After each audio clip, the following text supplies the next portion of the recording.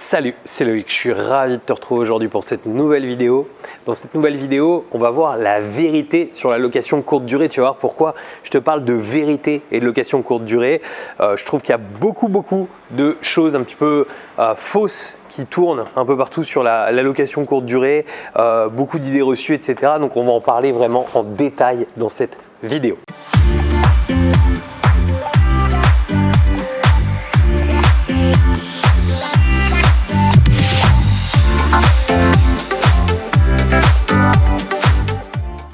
Alors juste avant de démarrer, je vais t'inviter à t'abonner à cette chaîne, à rejoindre des milliers d'investisseurs et d'entrepreneurs qui l'ont déjà fait. Pour ça, tu as juste besoin de cliquer sur le bouton s'abonner qui est apparu dans la vidéo ou bien juste en dessous de la vidéo. Et surtout, n'oublie pas la petite cloche pour être prévenu à chaque fois que je publie une nouvelle vidéo.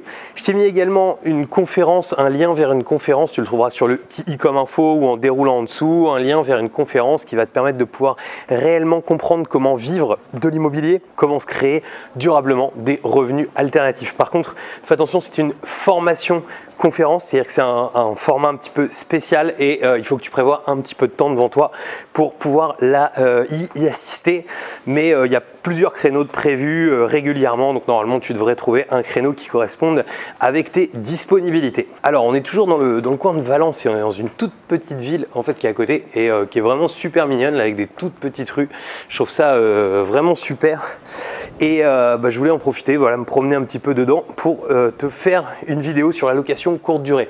En Espagne d'ailleurs, la location courte durée c'est quelque chose qui cartonne énormément. Là où je suis, c'est un ensemble, il y a un propriétaire qui a plus de 90 lots au même endroit et qui fait tout en location courte durée, donc excellent, énorme. En fait, j'observe pas mal le marché par ici pour comprendre un peu comment ça fonctionne, etc. Et je me rends compte que tu as des endroits comme ici, tu vois, je sais pas si on le voit au fond, mais ça construit voilà, vraiment énormément. Mais les prix au mètre carré sont vraiment pas chers du tout par rapport à la proximité qu'on peut avoir. Même en général, les prix au mètre carré sont pas très chers parce que j'ai été visiter 2 logements et les logements que j'ai été visités, on était dans les 2500 € du mètre carré pour des logements qui étaient réellement face à la mer et puis qui avaient quand même une certaine dimension qui était dans les genre 90 mètres carrés. Mais voilà, c'est quelque chose qui reste tout à fait raisonnable. Par contre, il y a beaucoup d'endroits comme ça où voilà, tu as une partie tu vois, qui va être rénovée comme ça, puis à côté, tu auras une partie complètement défoncée comme ça. Il y a même quelques endroits où je me suis retrouvé à me balader, où je me suis demandé si c'était réellement secure et safe. Mais non, c'est pas parce que tout est pété que c'est pas secure et safe. Donc concrètement, la vérité sur la location courte durée, qu'est-ce que j'entends là-dessus? En fait, tout simplement, si tu veux, il y a beaucoup de gens aujourd'hui qui vont nous dire il faut faire de la location courte durée parce que ça fait de l'argent et tout, et qui vont pas au bout des problèmes. C'est-à-dire qu'en fait, qui vont dire c'est simple, tu sous-traites, tu mets une personne et puis hop, c'est parti. Il n'y a plus qu'à encaisser l'argent. Il faut bien comprendre qu'aujourd'hui, il y a plein de nouveaux métiers qui se sont créés autour de la location courte durée, notamment les métiers de conciergerie Airbnb. D'ailleurs, si aujourd'hui, tu as envie de créer quelque chose autour de ça, il y a vraiment des choses superbes à faire. Même encore, je pense pour moi, des sites web, des services à ajouter autour de tout ça. Il y a des choses qui vont encore exploser dans les années à venir. Et notamment des conciergeries en elles-mêmes. Il y a des vrais services à monter. Souvent d'ailleurs, dans ce modèle-là, il y a plusieurs types de modèles qui sont en train de sortir, mais sur un côté, je dirais, peu cher, eh bien, la vérité, c'est qu'il y a beaucoup de gens qui ont du mal à trouver. Parce que aujourd'hui, il y a une offre qui est quand même assez conséquente d'appartements et il y a une offre de concierge qui est plutôt assez limitée. Donc forcément, les conciergeries, elles ont tendance à aller taper assez fort sur les prix. C'est-à-dire qu'il y a aujourd'hui, dans beaucoup de villes différentes, tu as des conciergeries qui vont prendre 20% de ton chiffre d'affaires, plus les frais qui seraient inhérents au ménage, etc. Ou alors d'autres qui vont dire non, on prend que 20%, vous inquiétez pas, mais qui du coup pour y arriver vont mettre des minimums de nuits, par exemple à 3 nuits, et vont faire que ta rentabilité va dégringoler. Et quoi qu'il arrive en fait, que tu utilises l'une ou l'autre de ces stratégies, et de ces typologies de conciergerie, eh bien ton chiffre d'affaires va être vraiment minimisé. Je t'avais déjà expliqué à plusieurs reprises dans beaucoup de vidéos en fait que notre taux d'endettement, c'est un petit peu comme une arme, on a des cartouches qu'on va pouvoir griller ou pas.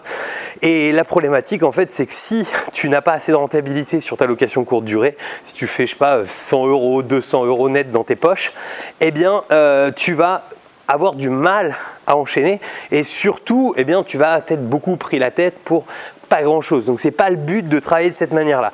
Alors attention, je suis pas du tout là pour ni exploiter des gens ni dire il faut sous-payer les gens, c'est pas le but du tout, parce que quand on paye les gens à un certain prix, on va avoir du service. Quand on va les payer trop bas, eh ben on n'en aura plus et c'est pas le but, parce que nous le but c'est d'avoir du service. Donc comment est-ce qu'on fait ça? Comment est-ce qu'on peut dire ok, je veux du service, mais à côté de ça, je veux payer le juste prix, je veux payer un prix raisonnable et je veux surtout pas sacrifier une partie de mon chiffre d'affaires. Je t'explique ça dans une seconde, mais je te rajoute une dernière chose aussi importante.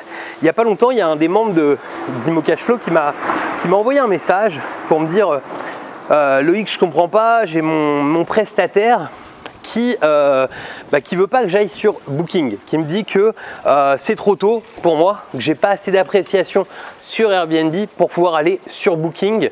Et voilà, il a écouté un petit peu ce prestataire en ayant, alors peut-être pas écouté tout ce que je disais, parce que sinon il se serait rendu compte que c'était pas ça que je préconisais, mais en tout cas voilà, il l'avait écouté, il m'a demandé conseil. Et évidemment, je lui ai répondu que c'était une connerie énorme, parce que en fait son prestataire, on se rendait compte que finalement il y connaissait pas grand chose, ou bien il avait une idée derrière la tête, mais en tout cas qui n'était pas à notre intérêt à nous.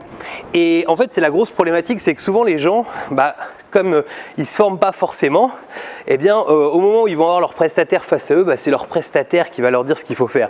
Et le problème c'est qu'il y a beaucoup de prestataires qui ne sont pas aujourd'hui formés, qui n'ont pas la bonne méthodologie pour aller mettre en avant les annonces, etc. Donc non seulement ils vont nous prendre plutôt pas mal de chiffre d'affaires, mais en plus ils vont jamais aller te remplir 31, 32, 33 nuits par mois.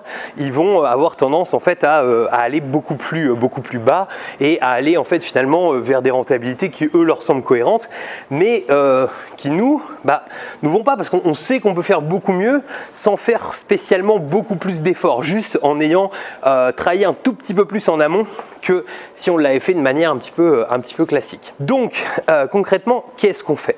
Eh bien, on va réfléchir à tout ce qui est chronophage. On va nous-mêmes en fait prendre en gestion toute la partie de nos annonces, de nos gestions d'annonces, de nos réservations, etc. Mais on va le faire de manière automatique avec les bons logiciels. Tu sais, j'avais déjà parlé notamment de Bets24 par exemple. Ça, c'est un des logiciels qu'on utilise. On va utiliser des logiciels qui sont à notre portée pour pouvoir mettre en automatique. D'ailleurs, j'ai beaucoup de prestataires qui aujourd'hui font partie de mes programmes, des prestataires type conciergerie Airbnb, qui font partie de mes programmes pour appliquer justement cette automatisation, parce que ça leur fait gagner énormément de temps en fait dans leur gestion, dans leur job un petit peu quotidien, etc.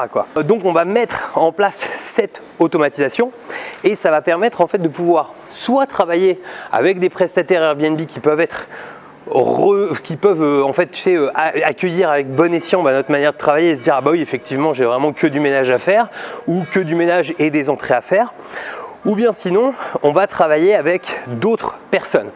Et en fait, ce qui est fort, c'est qu'avec la location courte durée automatisée, comme tu ne te crées pas un boulot, tu peux réellement enchaîner les biens. Et si tu enchaînes les biens, rapidement, tu vas te retrouver avec un certain volume de lot qui va faire que tu vas pouvoir avoir tes propres prestataires, c'est-à-dire des prestataires que tu as pourquoi pas formés toi-même, et même pourquoi pas qu'on pourrait penser à salarier à un moment, et pourquoi pas, si vraiment il n'y a pas de service dans la ville, pourquoi pas aller proposer nous du service, mais là dans ce cas-là, n'hésite pas, si tu fais partie de mes programmes et tout, et que tu as envie de lancer ce genre de choses dans ta ville, à venir m'envoyer un message justement sur la boîte email de SAV, parce que j'ai plein de bonnes idées là-dessus. J'ai aidé plusieurs personnes à lancer en fait des structures comme celle-ci, et en fait finalement il y a des choses intelligentes à faire autour de tout ça pour maximiser nos gains si on doit le faire en sous-traitance pour des gens, parce que le but c'est surtout pas de se créer un job quand on va le faire en sous-traitance, mais de pouvoir être de véritables entrepreneurs. J'espère que tu auras compris l'intérêt